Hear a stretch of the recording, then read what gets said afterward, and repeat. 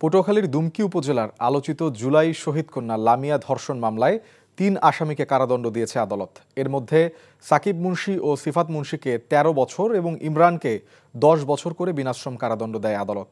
সকালে পটুয়াখালী নারী ও শিশু নির্যাতন দমন ট্রাইব্যুনালের বিচারক নীলুফার শিরিন এ রায় দেন। দণ্ডপ্রাপ্তরা ঘটনার সময় অপ্রাপ্তবয়স্ক থাকায় শিশু আদালত আইনের আওতায় তাদের সর্বোচ্চ সাজা দেয়া হয়। ২০২৫ সালের ১৮ই মার্চ দুমকি উপজেলা থেকে নানার বাড়ি যাওয়ার পথে শহীদ জসিম উদ্দিনের কন্যা লামিয়া ধর্ষণের শিকার হন। পরে তিনি বাদী হয়ে ৩ জনের বিরুদ্ধে মামলা করেন।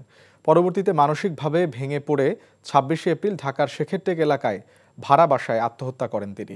সাক্ষ্য গ্রহণ ও যুক্তিতর্ক শেষে আজ এই রায় ঘোষণা করা হয়। এদিকে ময়মনসিংহের গৌরীপুরে ছাত্র জহিরুল ইসলাম মিঠু হত্যা মামলায় ২ ভাইকে ফাঁসির আদেশ দিয়েছে আদালত। দুপুরে ময়মনসিংহের স্পেশাল জজ আদালতের বিচারক ফারহানা ফেরদৌস এই রায় দেন।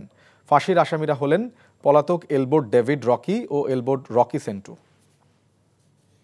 বান্ডেল থাকলে প্রতি সেনমানিতে টাকা বাঁচবে। বিকাশ সেনমানি বান্ডেল কিনে জিতুন প্রতি লেনদেনে।